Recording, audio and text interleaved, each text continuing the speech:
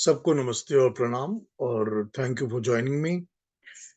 आज हमने कल 20वें श्लोक पे बात की थी। फिर से बड़ा डिटेल में समझने की कोशिश की थी उसको, और उसके आगे बढ़ेंगे आज।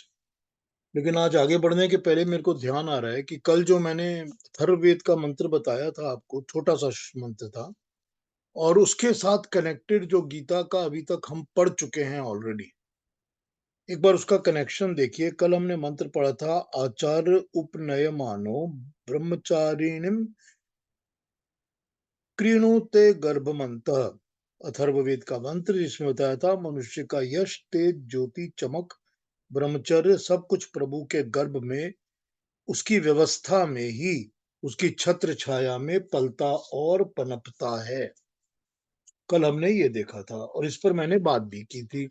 लेकिन अगर आप इसको देख लेते हैं इस तरह, जो हमने 7वें चैप्टर के 8th 9th श्लोकों में पढ़ा था, 8वें श्लोक में, 9वें श्लोक में, इनमें हमने क्या पढ़ा था? हमने पढ़ा था कि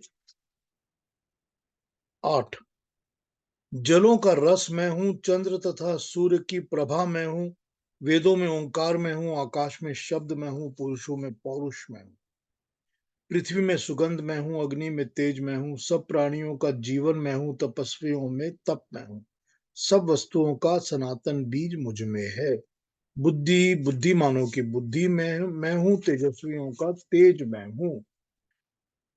यही पढ़ा था ना हमने?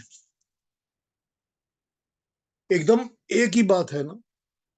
एक ही बात बता रहे हैं ना, जो भगवान कृष्ण उसमें बता रहे हैं वही तो इसमें बता रहे हैं। वही हमने इस अथर्ववेद के मंत्र में जो पढ़ा है वही तो ये बता रहे हैं ना। जब ये बता रहे हैं पुरुषों में पौरुष मैं हूं, तेजस्वियों में तेज मैं हूं, तपस्वियों में तप मैं हूं, तो हम भी तो वही पढ़ रहे हैं ना कि यश भी और ज्योति भी और तेज और तप सब परमात्मा के गर्भ में ही व्यवस्थित होता है, वहीं समाता है, वहीं पलता और बड़ा होता है। एक ही थॉट है, एक ही बात है। तो उसको यही समझना पड़ेगा कि हर ये चीज जो कि हमारी शक्ति कहलाती है, वो परमात्मा की ही दी हुई है। वो ईश्वर की दया और कृपा से ही चलती और काम करती है। और कब वो परमात्मा उस शक्ति को हमसे ले लेता है हमको पता भी नहीं चलता। पता तो तब चलता है जब वो शक्ति खत्म हो चुकी है। जिनकी आंखें चल रही हैं और अगले दिन आंखें नहीं चलती, उनको पता चल जाता है कि मेरी शक्ति चली गई, ज्योति चली गई। इसी तरह से कानों के साथ होता है, इसी तरह से वाणी के साथ होता है, इसी तरह से बुद्धि के साथ भी होता है, तेज के साथ भी, तप के साथ, यश के साथ। तो यही तो वो भगवान कृष्ण समझा रहे हैं ना, जब 7th चैप्टर के अंदर जब वो अपनी बात रखते हैं।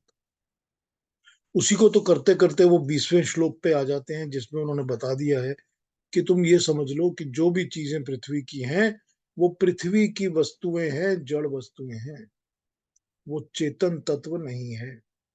चेतन तत्व मैं परमात्मा हूं, जो इन सब चीजों को चला रहा हूं, इनमें अपनी शक्ति दे रहा हूं। तो या तो तुम मेरी भक्ति करो और या तुम इनकी भक्ति करो। अब प्रॉब्लम हमारे साथ ये है, हमारे लिए ये प्रॉब्लम है कि हम वाया मीडिया तो बनाते हैं हर चीज को। हम तो हर एक चीज को वाया मीडिया बनाते हैं ना। हम तो यही कहते हैं कि हमने ये भक्ति भी करनी है और वो भक्ति भी करनी है, जिसकी भी करनी है। हम अल्टीमेटली तो परमात्मा की ही भक्ति कर रहे हैं, चाहे हम जो मर्जी करें। ठीक है ना? हम यही कहते हैं ना। लेकिन क्या हम उस वाया मीडिया के बियॉन्ड परमात्मा तक पहुंच पाते हैं? क्या ऐसा कभी भी होता है कि हम उस वाया मीडिया के बियॉन्ड ये समझ लें कि जो वाया मीडिया जिसका सारा, अब देखिए देखिए, समझने की बात ये है। इतनी सी बात है समझने की। समझने की बात ये है कि हमने तो जो करना है वो हम किसी ना किसी चीज के थ्रू करेंगे। अब आप कहेंगे कि मैंने एक गुरु रखा है, वो गुरु ही मुझको सिखा रहा है सब कुछ। तो गुरु भी तो एक वाया मीडिया है ना, उसके थ्रू ही तो मैं परमात्मा तक पहुंच रहा हूँ। फिर आप कहेंगे कि जो मंत्र पढ़ रहे हैं हम लोग, मंत्र भी तो एक वाया मीडिया है, इनके थ्रू हम ईश्वर परमात्मा की भक्ति कर रहे हैं ना, हर एक चीज तो एक वाया मीडिया है ना। जो मेरी वाणी है जिसको आप सुन रहे हो, ये भी तो एक वाया मीडिया है, उस परमात्मा की दी हुई शक्ति है। ये भी तो बनी हुई तो जड़ पदार्थ से ही है। जो वाणी बनी है वो भी जड़ पदार्थ से बनी है ना। जो बुद्धि है वो भी तो जड़ पदार्थ से बनी है। तो यही सब चीजें हैं जिनके थ्रू मैं परमात्मा तक पहुंचता हूँ। सब कुछ तो वाया मीडिया है। तो पूरा कर्म कांड भी तो वाया मीडिया है। जो हम बैठ के संध्या करते हैं, हवन करते हैं, सब कुछ भी तो वाया मीडिया है। लेकिन क्या इन वाया मीडिया के थ्रू और इन वाया मीडिया के होते हुए भी हम उस परमात्मा का ध्यान कर रहे हैं, या हम इनके रिचुअल्स में ही बंधे हुए हैं? ये तो है नहीं कि रिचुअल्स फॉलो नहीं करने चाहिए। करने चाहिए, जरूर करने चाहिए। रिचुअल्स को प्रॉपरली नहीं करेंगे तो जो काम कर रहे हैं वो प्रॉपरली नहीं होगा। वो तो फॉलो करने ही पड़ते हैं। तो क्या हम इन रिचुअल्स में फंसकर, या उस वाया मीडिया में फंसकर, हम अपने भोगों और कामनाओं में अटक जाते हैं क्या? हमको तो ये समझना है ना। समझना हमको ये है कि क्या हम भोग और कामना में ही अटके रहते हैं? तो रिचुअल्स में जब हम फॉलो करके चलाएंगे कि ये तो रिचुअल है, और इस रिचुअल को फॉलो करके ही मैं अपनी जिंदगी में ये वाली पूजा पाठ पद्धति पढ़ा जो भी कर रहा हूँ वो कर रहा हूँ। रिचुअल को फॉलो नहीं करूंगा तो ये ठीक से होगी नहीं, ये बिगड़ जाएगी, खराब। क्यों? तब फिर क्या होगा? फिर जो भोग की कामना है वो पूरी नहीं होगी। तो या तो भोग की कामना से प्रार्थना पूजा कर लो तो भोग पूरा हो जाएगा। उन कामनाओं को अपने अंदर में दिल में बिठाकर जिस देवता की पूजा करनी है कर लो, तब वो कामना पूरी हो जाएगी। उसमें कोई हर्ज नहीं है, कोई खराबी नहीं है। खराब नहीं बोल रहे हैं भगवान इसमें। वो यही बोल रहे हैं कि ये समझ लो कि तुम किसकी भक्ति करो। ये समझ के भक्ति करो। ये समझ के तुमको आगे बढ़ना है कि तुम कौन सी भक्ति किसकी कर रहे हो। बुरा नहीं कह रहे, ये नहीं कह रहे कि ये चीज खराब है या वो खराब। हर एक चीज को उन्होंने तो कहा था कि हर किस्म का भक्त अच्छा है। जो भी भक्त है, जो भी अच्छे काम करता है वो अच्छा करता है। सुकृत, सुकर्म और कुकर्म, बस उन्होंने दो भागों में डिवाइड कर दिया कि या तो आप अच्छे कर्म कर रहे हो या आप बुरे कर्म कर रहे हो। इसके बीच में कोई ग्रे एरिया नहीं होता। या तो ब्लैक है या व्हाइट है, बस। या तो आप अच्छे कर्म कर रहे हो या आप अच्छे कर्म नहीं कर रहे हो। इनमें कोई ग्रे एरिया नहीं होता। तो बस ये हो गई सिंपल बात। भगवान कृष्ण ने तो कह दिया कि अच्छे कर्म करोगे तो अच्छा है, बस मैं बहुत खुश हूं। लेकिन उसके बियॉन्ड जाकर जब वो भक्ति की बात कर रहे हैं तो वो भक्ति को क्लैरिफाई कर रहे हैं कि तुम किस चीज की कैसी भक्ति कर रहे हो। ये समझ के जान के भक्ति करो। इसमें कोई हर्ज नहीं है, मगर भक्ति को जानबूझ के करो। अब मुझे सडनली याद आ गया, कल वहां पर बैठा हुआ था, मैं सुन रहा था कि जब वो चालीसा शुरू कर रहे थे, हनुमान चालीसा, तो बोलते हैं बल बुद्धि विद्या देहु मोरे। क्या मांगते हैं? बल, किस चीज का बल? क्या शरीर का बल ही मांगते हैं या आत्मिक बल भी मांगते हैं? कि मुझे आत्मा में ये बल दो कि मैं जो अपने काम है, अपने अच्छे काम है, वो पूरे कर सकूं। आत्म बल सबसे पहले होता है। अगर आत्म बल नहीं होगा तो शारीरिक बल नहीं होगा। तो आत्मा का बल, कन्विक्शन, अपने अंदर की पावर। बुद्धि विद्या देहु मोहे। बुद्धि भी दीजिए और विद्या भी दीजिए। हरहु, उससे क्या होगा? हरहु कलेश विकार। जितने मेरे क्लेश हैं, जितने मेरे दुख हैं, मेरे कष्ट हैं, मेरी प्रॉब्लम्स हैं, और जितने मेरे विकार हैं, गलतियां हैं, जो मेरे दिमाग के अंदर बुरी बातें हैं, बुरे विचार हैं, जो मेरे कर्म खराब हैं, वो हर लिए जाएंगे, वो हटा दिए जाएंगे। किससे हटेंगे? आत्मबल, बुद्धि और विद्या। यही प्रार्थना करते हैं ना। कितने लोग इस प्रार्थना पर ध्यान देकर इसके ऊपर बात करते हैं कि हाँ भाई ये मतलब है इसका, मतलब तो वही है ना उसका। फिर वहां अटक गए तो कैसे काम चलेगा?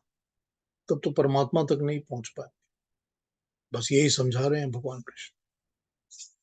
तो अगले श्लोकों पे आ जाते हैं जो हमने कब तक किए थे। अभी भी अगर कल की जो बातें बताई, जो प्रिंसिपल्स कल समझाए हैं आपको, जड़ का और चेतन का, और हर वस्तु जो जड़ में काम चलती है वो परमात्मा की शक्ति से ही काम करती है। हर जड़ वस्तु परमात्मा की शक्ति से ही काम करती है, और हर चेतन वस्तु पर जड़ को यूज करके जड़ में शक्ति दे के अपना काम लेती है। तो चेतन चीजें दो ही हैं, परमात्मा है और जीवात्मा है, और बाकी सब जड़ है। यानी प्रकृति जड़ है और प्रकृति से बनी सब चीजें जड़ हैं। और जो भी ऐसी चीजें हैं उनको काम करने के लिए परमात्मा की शक्ति ही काम करती है उसके अंदर। तो ये समझ में आ गया ना प्रिंसिपल।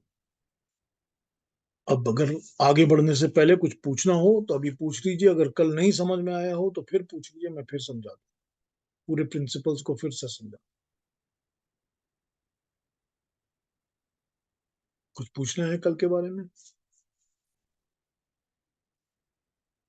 या इस प्रिंसिपल के बारे में, चेतन तत्व और जड़ तत्व के बारे में? तो अरुणा जी नंबर 21 और 22 पढ़ दीजिए जी। यो यो यां यान्तनुं भक्तः श्रद्धयार्चितुमिच्छति तस्य तस्याचलां श्रद्धां तामेव विदधाम्यहम्। सतया श्रद्धया युक्तस्तस्याराधनमीहते लभते च ततः कामान् मय्यैव विहितान्नितान्। Thank you Aruna ji, very nice. अच्छे श्लोक हैं, आइए इनको समझने की कोशिश करते हैं क्या बोल रहे हैं। यो यो याम याम, जो जो जिसका जिसका, तनुम भक्तम, तनुम देवता के, तनु अर्थात शरीर को, तन को। यहाँ तनुम तन, तन मतलब शरीर, बॉडी। तो जो जो जिस जिस तन शरीर को भक्त भक्त करता है, श्रद्धया श्रद्धा से, अर्चितुम पूजा करता है, अर्चना करता है, इच्छति चाहता है, तस्य तस्य उस उसका, अचलाम अचल, जो जो हिलती नहीं है, ऐसी श्रद्धा, श्रद्धाम ताम एव विदधामि, उस देवता के प्रति ही अहम मैं देता हूं। क्या बोला? जो जो भक्त श्रद्धा पूर्वक जिस जिस देवता के रूप की पूजा करता है, मैं देवता के उस रूप में उसकी श्रद्धा को अचल बना देता हूं। अब यहां पर समझने की बात यह है कि श्रद्धा तो अचल होनी चाहिए, लेकिन जो श्रद्धा की तरफ ज्यादा बढ़ता है उसकी श्रद्धा को अचल भी मैं ही बना देता हूं। अगर मैं डेडिकेटेड हूं किसी एक पर्टिकुलर देवता की तरफ, या मैं डेडिकेटेड हूं किसी एक स्टडीज की तरफ, कि मुझे ये पढ़ाई करनी है, ये एजुकेशन चाहिए, या मेरे को इस देवता के फीचर्स की, क्वालिटीज की रिसर्च करनी, तो उसकी तरफ जो मेरी श्रद्धा है उसको अचल भी परमात्मा ही बनाता है। उस डेडिकेशन उस डेडिकेशन को भी पावर और स्ट्रेंथ ईश्वर और परमात्मा ही देता है। तो क्या कह रहे हैं? जो जो भक्त श्रद्धा पूर्वक जिस जिस देवता की उपासना पूजा करता है, मैं उस देवता के लिए उसके मन में जो श्रद्धा है उसको अचल बना देता हूं। ठीक है, दूसरा श्लोक भी पढ़ देता हूं, फिर और ट्रांसलेशन पे चलता हूं। दूसरे श्लोक में कहा था, ऐसा भक्त उस श्रद्धा से युक्त होकर उस देवता की आराधना करना चाहता है और उससे ही वह अपनी कामनाओं को पा जाता है, परंतु वास्तव में उन कामनाओं को पूरा मैं ही कर रहा हूं। यही कह रहे हैं ना, सह तया वह श्रद्धा श्रद्धा से युक्त तस्य उस देवता के आराधनम पूजा को इहते चाहता है, लभते प्राप्त करता है, च तत् उस देवता की कामना को मया मुझसे ही विहितान विधान किए हुए निश्चय से ही पूर्ण होते हैं। अब आता हूं इस श्लोक पे, दो एक ट्रांसलेशन और पढ़ता हूं, फिर आ जाता हूं इस पे वापस।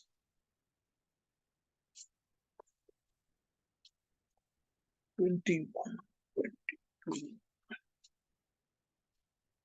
जो भक्त जिस जिस जड़ देवता के तत्व ज्ञान को की प्राप्ति के लिए शरीर विस्तार का अर्थात सूक्ष्म तत्वों का सूक्ष्मता से अध्ययन करता है और इस ज्ञानमयी पूजा में लगे रहते हैं कि वे जड़ प्रकृति के तत्व ज्ञान रूपी लोक उपकारक कर्म में सहायक होते हैं, इसलिए मैं उनकी एकाग्रता में श्रद्धा की सिद्धि उन्हें प्रदान करता हूं। अब यहाँ पर क्या है, यहाँ पर इसको यूं ट्रांसलेट किया है कि क्योंकि वो लोक कल्याण, लोकों के उपकार, दुनिया के भले के लिए अपने उस डेडिकेशन को लगाते हैं। तो जैसे साइंटिस्ट होते हैं, जैसे इन्वेंशन का काम करते हैं, जैसे मेडिकल साइंसेस होती हैं, जैसे और भी जितने भी ऐसे प्रोफेशनल होते हैं जो कि अपनी विद्या को इसीलिए लेते हैं कि लोगों का उपकार भला हो सके, तो जहां पर भी वो उन देवताओं की पूजा करते हैं, आराधना करते हैं, कौन से देवता, जो कि इन कामों के लिए उनकी इच्छा को पूरा करेंगे, तो वहां पर मैं उनकी अचल श्रद्धा को पूरा मैं करता हूं, तो उनकी डेडिकेशन को मैं स्ट्रांग बना देता हूं। यही बताया ना उन्होंने। तब इस एकाग्र श्रद्धा से वह विद्युत, जल, वायु, लोह आदि उस जड़ देव की आराधना करने की चेष्टा करता है और नाना प्रकार के यंत्र आदि निर्माण करके मेरी कृपा से दिए हुए नाना सुख भोगों को प्राप्त होता है। वही बात, जो प्रैक्टिकली इस काम को करता है वो मेरे ही तरीकों से इन सुखों को प्राप्त होता है। और भी देख लेता हूं। Whatever celestial form a devotee craving for some worldly object chooses to worship with reverence, I stabilize the faith of that particular devotee in that very form. बड़ी अच्छी ट्रांसलेशन है, बड़ी perfect. Endowed with such faith, he worships that particular deity and obtains through that deity without doubt his desired enjoyments as verily ordained by me। जो मैं ordained करता हूं वो उसको मिलता है, और जिसकी तरफ वो प्रार्थना पूजा करता है वही उसकी पूर्ति होती है, उसको वही मिलता है। एक और देख लीजिए, 21। जो पुजारी जिस जिस देवता के शरीर की श्रद्धा से पूजा करना चाहता है, परमात्मा उस की उस देवता के प्रति श्रद्धा स्थिर करता है। वह उस श्रद्धा युक्त हुआ उस देवता के पूजन का यत्न करता है और परमात्मा की कृपा से उस देवता से निहित भोगों को प्राप्त करता है। वो भोग जो उस देवता के निहित हैं, वो वाले भोग जो जो उस देवता के द्वारा मिल सकते हैं, अंडर दैट देवता, वो परमात्मा उनको प्राप्त करवा देता है। और शरीर शब्द इसीलिए आया है कि जिस जिस शरीर को, ठीक है ना, जो देवता जिस जिस शरीर के लिए, या जो देवता के शरीर के लिए जो भक्त पूजा करता है। शरीर शब्द यहाँ इसीलिए आया है क्योंकि सब कुछ उस जड़ पदार्थ के बने हुए हैं। तो जैसे मेरा और आपका शरीर है, या इस प्रकृति का पूरा एक शरीर है, तो अगर उस शरीर को शरीर समझा जाए तो उसी लिए यहाँ पर वो बताया गया है कि वो भी तो शरीर है ना। तो अगर वो देवता का शरीर है, वो सशरीर देवता है, इसी को हम कहते हैं सगुण देवता, जो दिखता है, जो हमारे सामने प्रकट है, जो है, या हम जिसका कोई ना कोई रूप, हमको दिखेगा नहीं पर कोई ना कोई रूप हम उसका विचार करके रख लेते हैं कि इसका ये रूप है। तो वो एक शरीर हो गया, उसकी एक बॉडी हो, तो उस बॉडी की ही हम आराधना करना शुरू करते हैं। तो जिसको भी जो आराधना करना होता है, उसकी तरफ उसकी आराधना को भी पक्का परमात्मा ही करता है। अब इसमें एक श्लोक की 21 की डॉक्टर राधा कृष्णन एक ट्रांसलेशन करते हैं, एक बार उसको पढ़ता हूं, वो भी समझाता हूं। डॉक्टर राधा कृष्णन इस श्लोक की व्याख्या करते हुए लिखते हैं कि आत्मा अपने संघर्ष में जितना ऊंचा उठ जाता है, परमात्मा उसे कृतार्थ करने के लिए उतना ही नीचे झुकता है। Different thought. परमात्मा जिन रूपों में प्रकट हो सकता है, उनको असंख्य असीम रूप हैं। जैसे छाया यानी शैडो अपने मूल तत्व की प्रकृति को प्रतिबिंबित करती है, वैसे ही भगवान अपनी मूल प्रकृति में रहता हुआ भी जो व्यक्ति विकास की जिस सतह पर होता है, उसी सतह पर जब वह भगवान को अपनी किसी भी कामना के लिए स्मरण करता है, तो भगवान अपनी छाया डाल देता है, अपना आशीर्वाद पहुंचा देता है। डॉक्टर राधाकृष्णन लिखते हैं कि गीता के अनुसार सब प्रकार की पूजा ऊंचा उठाती है, चाहे हम किसी भी वस्तु पर श्रद्धा क्यों ना रखें। अगर हमारी श्रद्धा मन के भीतर से उपजी है, तो वह प्रगति में सहायक होती है। गीता के ये वाक्य सार्वभौम धर्म के द्योतक हैं, प्रत्येक धर्म के प्रति सहिष्णुता के द्योतक हैं। हमें यही समझना चाहिए, यही भावना रखनी चाहिए। अब राधा कृष्ण इस चीज को किस तरह देखते हैं? वो इस तरह देखते हैं कि जो भी मनुष्य जिस तरफ भी चलना चाहता है, जिस तरफ भी, जिस देवता की तरफ भी, जिस ज्ञान जिस विद्या की तरफ भी आगे बढ़ता है, भगवान आगे बढ़कर उसको थाम लेता है, उसकी तरफ अपना हाथ बढ़ा देता है। जैसे मनुष्य की छाया होती है, वो छोड़ती नहीं है, कभी इस तरफ लंबा कभी उस तरफ चली जाती है, मगर रहती तो है। तो उसी तरह से मनुष्य जो भी करता है, भगवान उसी तरह से आगे बढ़कर उसको थाम लेता है। तो अगर मैं किसी एक भक्ति में लगा हूं, तो ऐसा नहीं है कि वो भक्ति कर रहा हूं तो भगवान मुझसे दूर हट जाएंगे। वो दूर नहीं हटेंगे, वो बल्कि अपने उस लेवल पर नीचे आकर मुझे थाम लेंगे,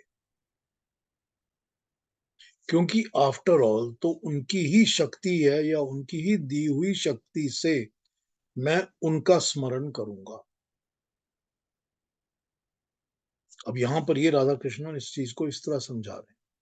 वो बोल रहे हैं पूजा तो हमेशा ऊंचा ही उठाती है। तो जब भी श्रद्धा मन के भीतर उपजती है, वो प्रगति की सहायक होती है। तो यही समझा रहे हैं इसमें डॉक्टर राधा कृष्ण। उनका बताने का मतलब कुछ थोड़ा सा, क्या कहा जाए, practical to the our worldly life है, जो हम दुनिया में जीते हैं उसकी तरफ है।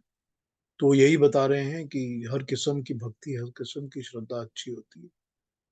अगर भक्ति कर रहे हैं तो पूजा तो ऊंचा ही उठा रही है, नीचे तो नहीं ना लेके जा रही। तो सुकर्म तो हो गया ना, अच्छा कर्म तो हो गया। तो यही बता रहे हैं कि जब अच्छा कर्म कर रहे हैं और अच्छे की तरफ जा रहे हैं, तो भगवान हेल्प करते हैं। तो वही बात है ना, कि बल बुद्धि विद्या देहु मोहे, वही बात हो गई ना, कि वो भी तो वही तो देगा ना, वही तो देगा ना इस चीज का आत्मबल, मेरे अंदर, मेरे शरीर के अंदर, मेरे दिल दिमाग के अंदर जो ये शक्ति और बल आएगी कि मुझको विद्या और ज्ञान चाहिए, ये भी तो वही देगा। और फिर उसी की दी हुई शक्ति से तो मैं उसको प्राप्त करूंगा। ये शरीर भी तो मनुष्य का उसने दिया है ना, वही तो दे रहा है ना मुझे मनुष्य का शरीर, वरना तो मैं मानव शरीर में जन्मता ही ना। मैं जब मनुष्य के शरीर में, मानव के शरीर में पैदा हुआ हूं, जन्मा हूं, तो ये भी तो उसने दिया है। और इसमें जो ज्ञान आएगा, आत्मबल आएगा, अंदर से ये ताकत आएगी कि मुझको ये करना है, ये भी तो वही देगा। तो जब सब कुछ वही देगा, तो ये तो एक पावर कनेक्शन है ना, पावर का कनेक्शन है ना। चाहे हमने इस एंड से पकड़ा हो, चाहे उस एंड से पकड़ा हो, हम जहां भी उसको पकड़ लेंगे, हमको पावर की अनुभूति होनी शुरू हो जाएगी। फिर हम उस तक पहुंच जाए, फिर हमको पता चल जाएगा कि हम उस तक कैसे पहुंच सकते हैं, क्योंकि सब कुछ तो उसी का दिया हुआ है।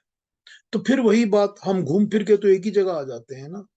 थॉट तो वही है ना, हम घूम फिर के वही आ जाते हैं कि तुम ऐसे समझो या वैसे समझो, सारा कुछ तो उसी का दिया हुआ है। तो जब उसी का सारा कुछ दिया हुआ है, तो उसी की भक्ति ही ना करनी है।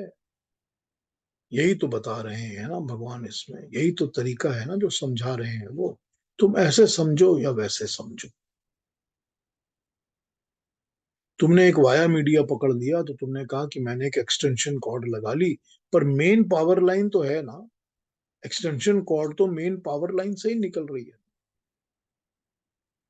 कहीं ना कहीं तो मेन पावर लाइन है।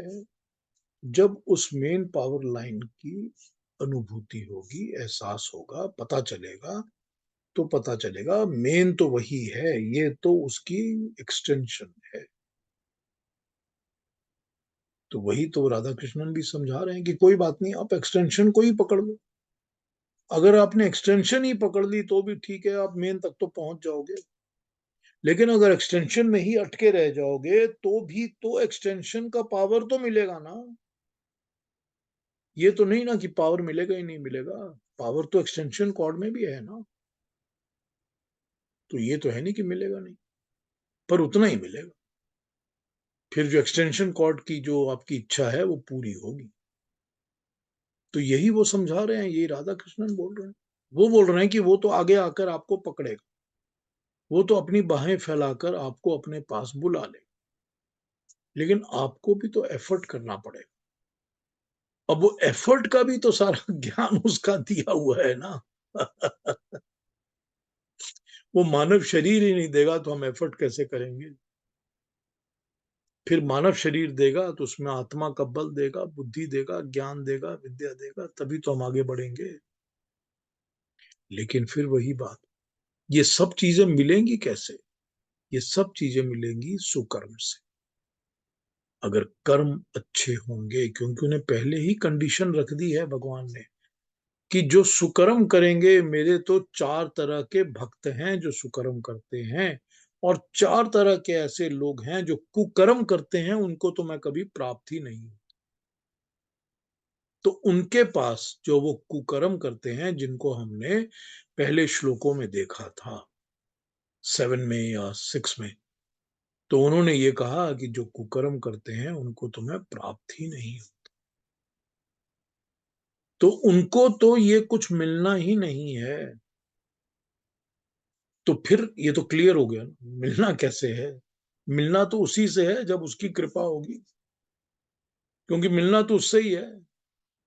और वही वो कह रहा है कि उनके ऊपर मैं कृपा नहीं करता,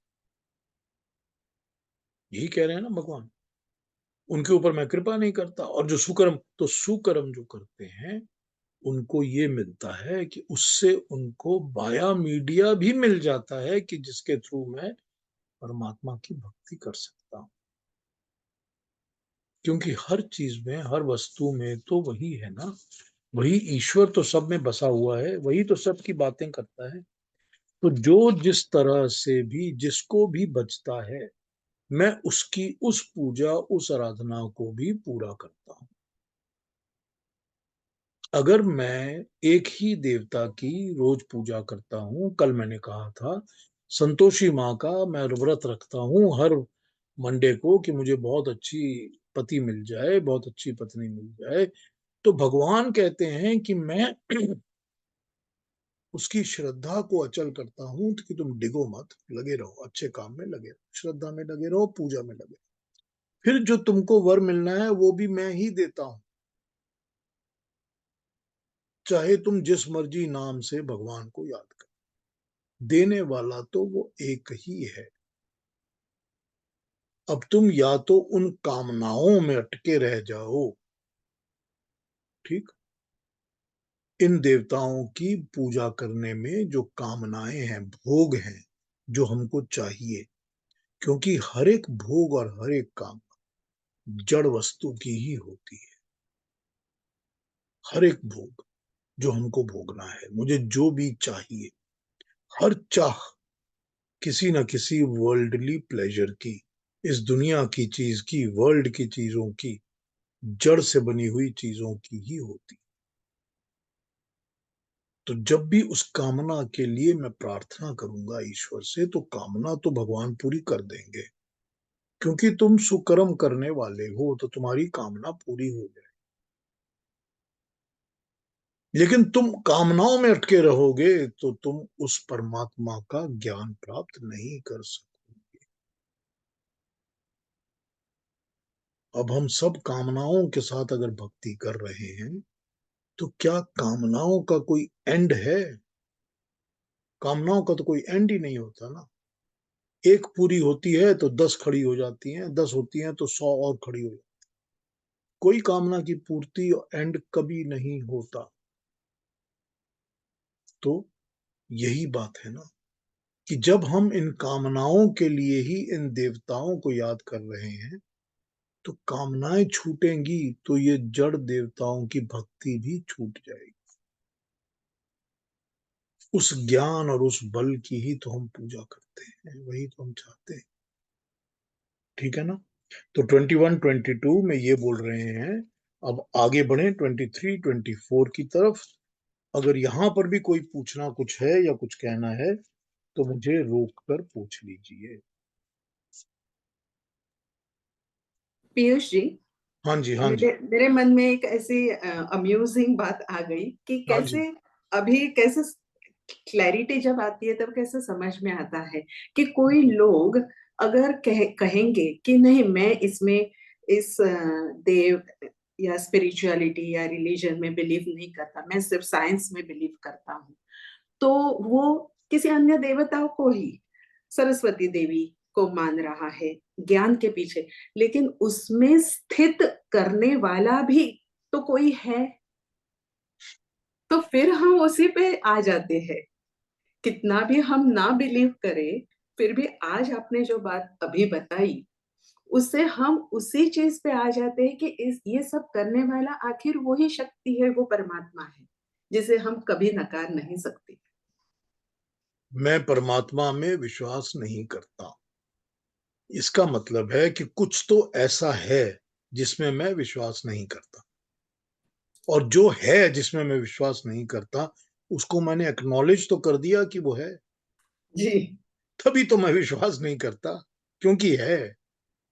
ये मुझे पता है कि दुनिया में कॉफी मिलती है, लेकिन मैं कभी नहीं पीता, मुझे अच्छी नहीं लगती। क्या है जो पीता नहीं और अच्छी नहीं लगती? वो कुछ तो है ना। तो उस एंटिटी की रिकॉग्निशन तो हो जाती है ना, जैसे ही मनुष्य कहता है कि मैं उसमें विश्वास नहीं करता। हो गई ना रिकॉग्निशन।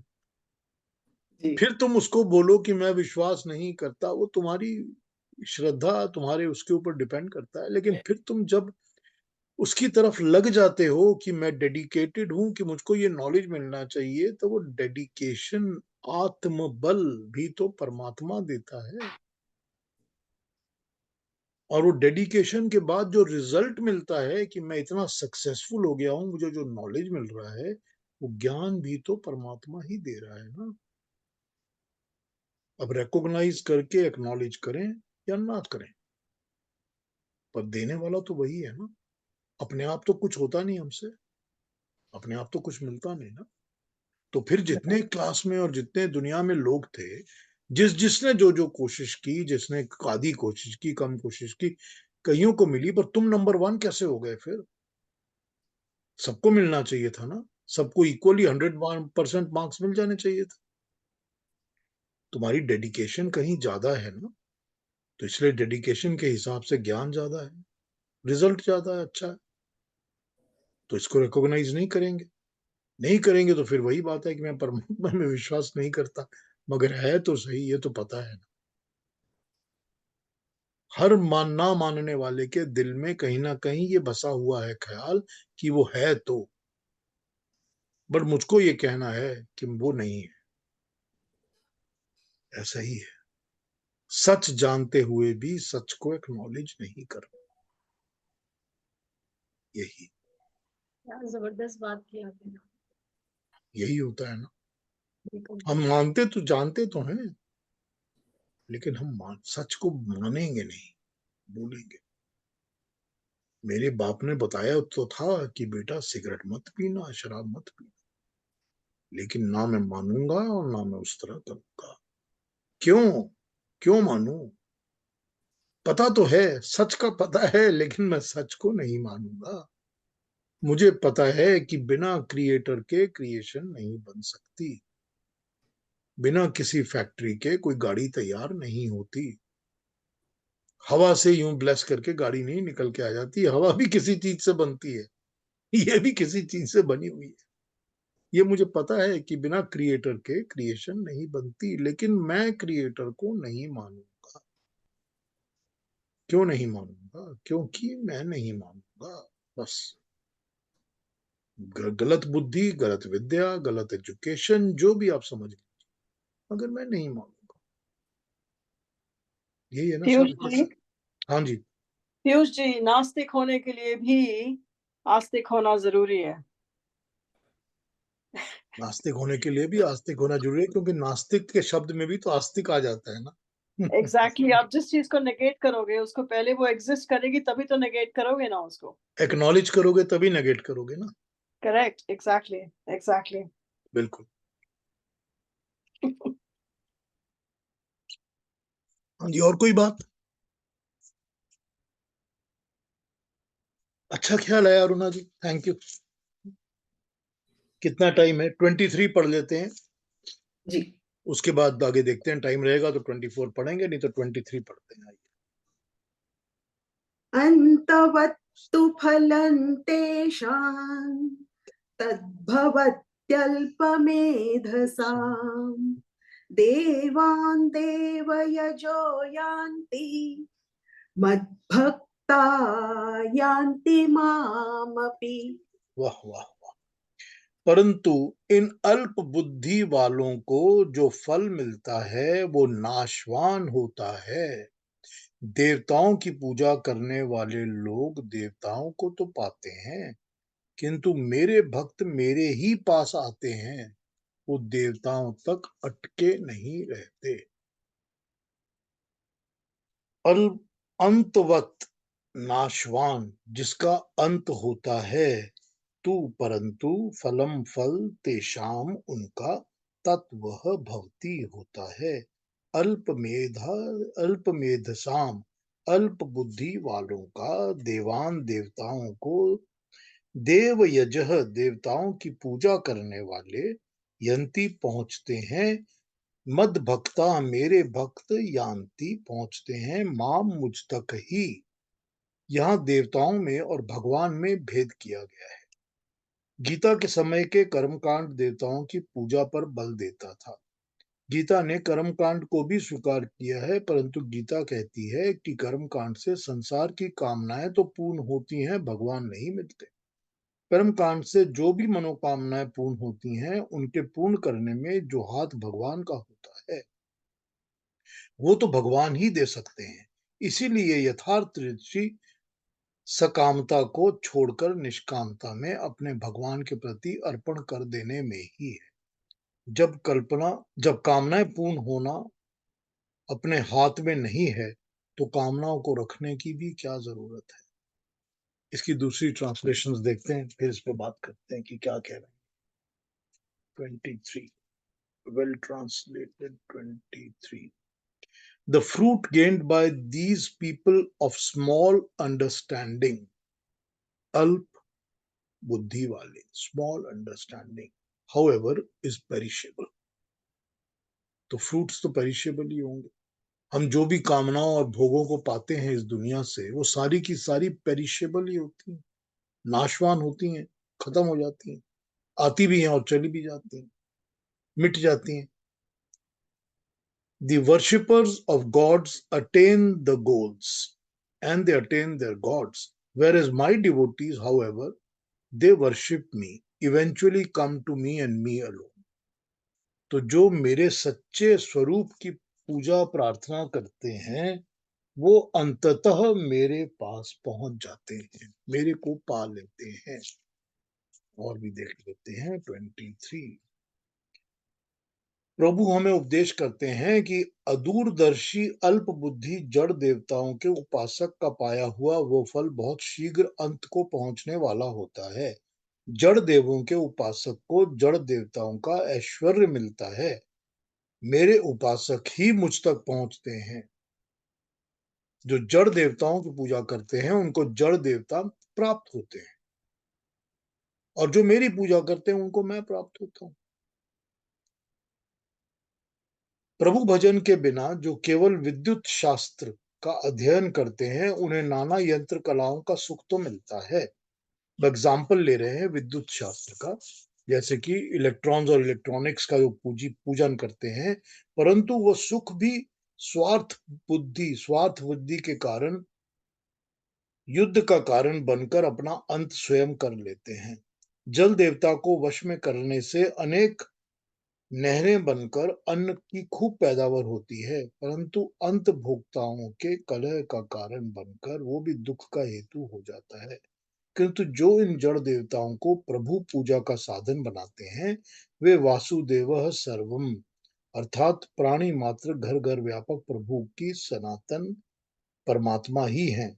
ये समझकर उस भौतिक ज्ञान को प्राणी मात्र के कल्याण में लगाते हैं, इसलिए उनका फल अंतवत नहीं होता, क्योंकि वे अल्प मेधस नहीं दूरदर्शी होते हैं। और भी देख लेते हैं एक ट्रांसलेशन 23। उन देवताओं के पूजने का फल अस्थाई होता है, टेम्पररी होता है, अब नाशवान जो खत्म हो जाता है, पेरिशेबल जिसका एंड हो जाता है, और अस्थाई यानी टेम्पररी। तीनों यहां पर ट्रांसलेशन हमको मिल गई। अतः उन देवताओं का भजन करने वाले अल्प बुद्धि देवताओं को प्राप्त होते हैं, और जो परमात्मा का पूजन करते हैं वो परमात्मा को प्राप्त होते हैं। इन सूर्य इत्यादि देवताओं की स्तुति करने वाले की श्रद्धा परमात्मा इनमें स्थिर कर देता है। इसका अभिप्राय यह है कि भक्त किसी भी देवता की स्तुति करते हैं, अर्थात उसका ज्ञान प्राप्त कर उसका फल प्राप्त करना चाहते हैं। परमात्मा उस उपासक की निष्ठा को उस देवता में स्थिर कर देते हैं, अर्थात उस देवता का ज्ञान उस भक्त को प्राप्त होता है, परंतु यह ज्ञान चिरस्थायी नहीं होता, ये ज्ञान हमेशा नहीं रहता। वह अधिक से अधिक भक्त के जीवन काल तक ही उसके पास रहता है। जैसे कोई इंद्र या विद्युत या इलेक्ट्रिसिटी या चार्ज्ड चीजों की उत्पत्ति और प्रयोग के विषय में जानने का यत्न करता है, वो विद्युत के गूढ़तम रहस्य को तो प्राप्त कर लेता है, वो प्राप्ति भी परमात्मा की कृपा से ही हो रही होती है। श्री कृष्ण कहते हैं कि वह ज्ञान उसके पास कुछ काल के लिए रहता है। कारण यह है कि ज्ञान को प्राप्त करते समय उसने उन देवताओं के स्रोत परमात्मा को जानने का यत्न नहीं किया। उसने जानने का ज्ञान जिस देवता से प्राप्त किया था वो देवता भी तो अस्थाई है, वो भी तो परमानेंट नहीं है, क्योंकि वो भी तो जड़ से बनी हुई चीज है। ऊपर इस अध्याय में कहा जा चुका है कि सब पदार्थों में कार्य करने वाली शक्ति परमात्मा है। सूर्य अग्नि विद्युत देवताओं में सामर्थ परमात्मा की ही है। इस कारण जो देवताओं के बाहरी स्वरूप तन शरीर की प्रार्थना स्तुति करते हैं वे देवताओं को तो प्राप्त करते हैं, परंतु उनमें कार्य करने वाले परमात्मा का ज्ञान उनको नहीं होता।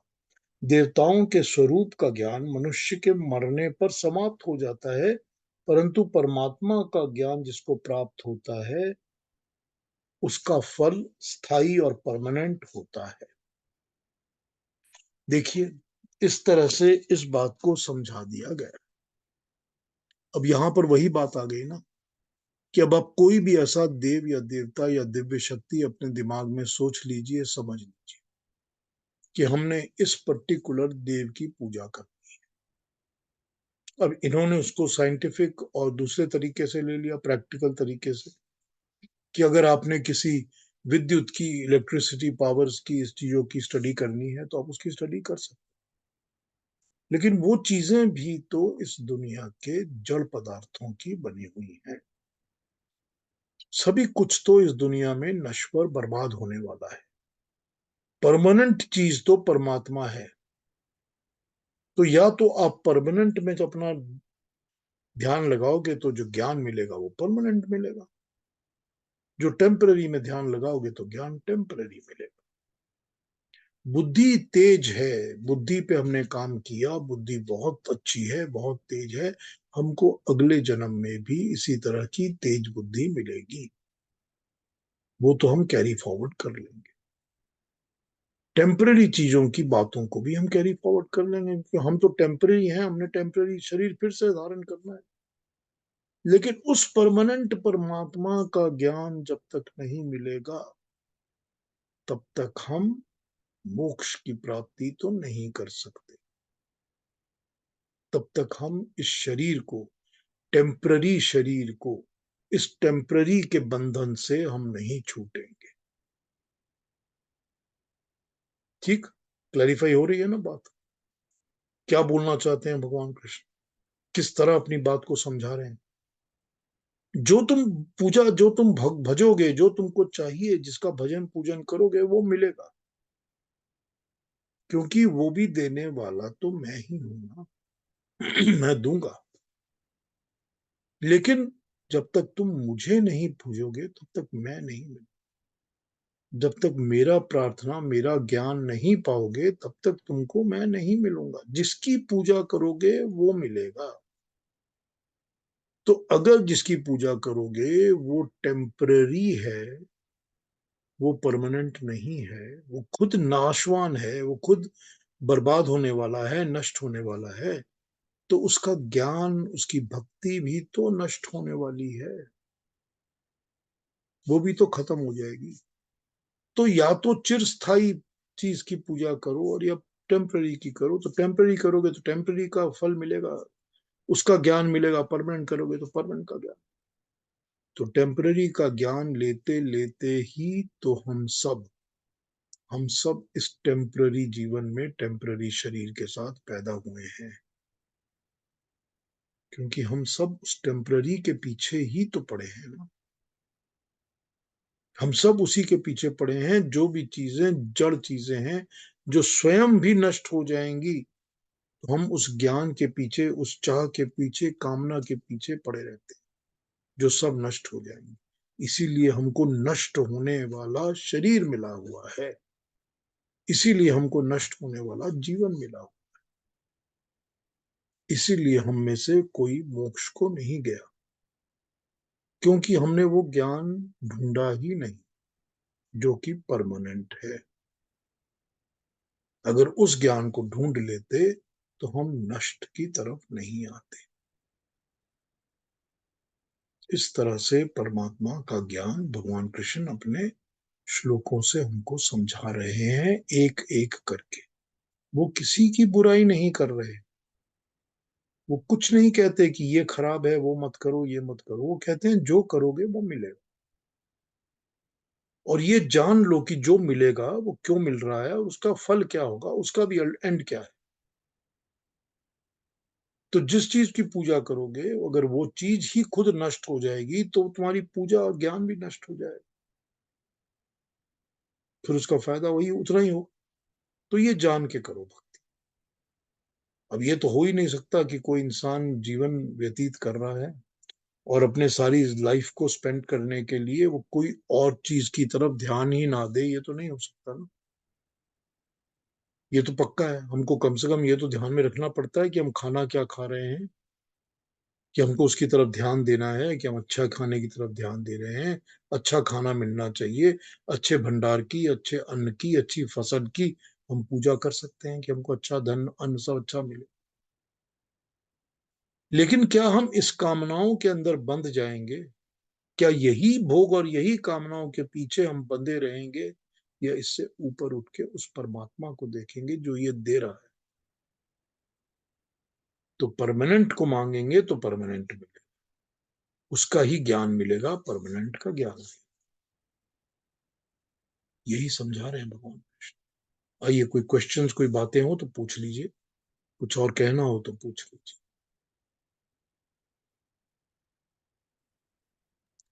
बहुत अच्छा समझाया आपने। थैंक यू वेनी जी। नमस्ते आप सबको, नमस्ते। थैंक यू वेनी जी। बड़े बड़े हिला देने वाली बातें हैं अंदर से, बिल्कुल हिला देती हैं अंदर से। मेरे आंसू निकल रहे थे। ठीक बात है, ठीक कह रही हैं जी। मैं कहते कहते भी कभी कभी रुक जाता हूँ कि आंसू ना निकल आए। बहुत ज्यादा हिला देती है अंदर से ये चीजें, कि सारी जिंदगी कैसे बर्बाद कर दी, कैसे सारी जिंदगी हमने लगा दी। कितना फालतू का काम, फालतू की चीजें, फालतू की भक्ति हमने इधर उधर लगा के रखी हुई है, अपने काम में लगते नहीं है। और जबकि पता नहीं होना। कौन सी नेकी है जिसकी वजह से आप हमको मिले हैं। तो जो चीज जिंदगी जो रहेगी ये वो सारी ठीक हो रही है आपकी वजह से। अरे ऊपर वाले की वजह से हो रही है, भगवान कृष्ण की वजह से हो नहीं, रही है, ऊपर वाले की वजह से जो ही हो रही है, गीता है लेकिन उसकी वजह वसीला से हो रही आपको बनाया। क्योंकि मैं ये सोचती हूँ कि मुझे भी लगता है कि इतनी सारी उम्र है, जो आज मेरी उम्र है, तो मैं सोचती हूँ कितनी सारी खोखली चीजों के पीछे हम भागते रहे। और अब जब समझ में आ रहा है तो हम सिर्फ शुक्र अदा करते हैं ऊपर वाले का कि आपकी वजह से वो मिल रहा है हमको। और पता नहीं कौन सी, शायद कोई नेकी हुईगी जब भी आप मिले, वरना तो अगर हम बहुत ज्यादा ही गुनाहगार होते तो शायद आपसे मिलना ही नहीं होता। नहीं, ये तो वही बात है ना। देखिए नी जी, जो वो कहते हैं वो तो कहते हैं, जो कुकर्म करते हैं उनको तो मैं मिलता ही नहीं।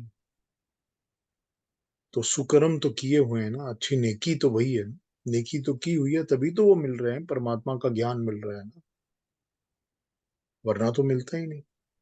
ये तो वो कह चुके हैं पहले कि जो सुकर्म करेंगे उनको मिलेगा, जो कुकर्म करेंगे उनको तो मैं मिलता ही नहीं। तो नेकी तो जरूरी है ना यहाँ पर। तो नेकी की है तभी तो ऊपर वाला, चाहे वो मुझको वाया मीडियम बना रहा है बोलने के लिए, लेकिन नॉलेज तो वो दे रहा है ना। जी। और नॉलेज भी वो जो दे रहा है वो प्राप्त कैसे कर रहे हैं, कि आप उसको एब्जॉर्ब कर रहे हैं। कोई नहीं कर रहा है, कोई सुन रहा है, कोई हफ्ते में, महीने में, 2 महीने में एक बार आ जाता है। ये सब होता है ना अलग अलग। लेकिन नॉलेज भी तो वही है ना, उसी का दिया हुआ है, कि जितनी भी पॉसिबिलिटी है वो उस तरह से नॉलेज ट्रांसमिट करता रहता है हमारे को। वैसे भी और लोग हैं। हाँ बताइए। और आपकी बातें इतने मतलब वैसे ही पता नहीं, आपका लहजा बताने का अंदाज और इतनी आसानी से समझाते हैं। तो वो सारा लहजा बसा हुआ होता है, और आपकी क्लास नहीं भी हो रही थी तो आपकी आवाज आप जैसे समझाते हैं वो सब दिमाग में चल रहा होता है। और अभी मैं ये भी नोट कर रही थी कि अरुणा जी जिस ट्यून पे पढ़ती हैं, वो भी, वो वर्ड मुझे नहीं आते समझ में, लेकिन वो ट्यून घूम रही होती है। तो साथ साथ आप दोनों का चल रहा होता है कि आप कोई बात समझा रहे हैं और उनकी ट्यून घूम रही है, जिससे ना दिल को इतना सुकून लगता है। खाली वो ट्यून, अगर उसके बोल भी समझ में आने लगेंगे तो और क्या असर होगा मैं क्या बताऊं। वो बहुत अच्छा पढ़ती हैं, बहुत अच्छा बहुत। पढ़ती हैं अरुणा जी, बहुत अच्छा और पढ़ती मुझे तो बहुत अच्छी ट्यून लगती है, मैं तो अकेले में जब किचन में होती हूँ तो मैं यही ट्यून गुनगुना रही होती हूँ। बोल नहीं आते लेकिन ट्यून, हैं। तो मुझे बहुत अच्छा लगता है। हम लोग, ज्यादातर लोगों को उसके समझ में बोल नहीं आते, क्योंकि संस्कृत है, गुड़ संस्कृत है। लेकिन फिर भी जितना भी समझ में आता है वो बहुत अच्छा लगता है, और वो बहुत बहुत अच्छा पढ़ती हैं अरुणा जी। बिल्कुल बहुत। ठीक बोल रही हैं। हाँ। हाँ जी, और कोई कुछ कहेंगे? कोई और बात, कोई कमेंट्स? बहुत अच्छा पीयूष जी, बहुत very nice. Thank you Prabha ji, thank you. मन को शांति तो अवश्य मिलती है, बहुत ज्यादा मिलती है। बस वही है ना, बिल्कुल। ज्ञान प्राप्त होना चाहिए और ज्ञान से शांति मिलती शांति मिलनी चाहिए। है। बिल्कुल, ज्ञान मिलेगा तभी शांति मिलती है। भी शांति। हाँ जी, क्या मनीषा जी होता है क्या कह पीयूष रहे हैं? जी, सॉरी,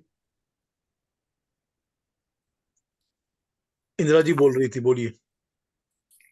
क्या होता है कि जैसे जैसे दिन जाता है और कुछ ऐसा काम करने जाते हैं तो उसी समय रुक जाते हैं कि नहीं ये क्या ही, और विचार करते हैं कि ये करना चाहिए कि नहीं करना चाहिए।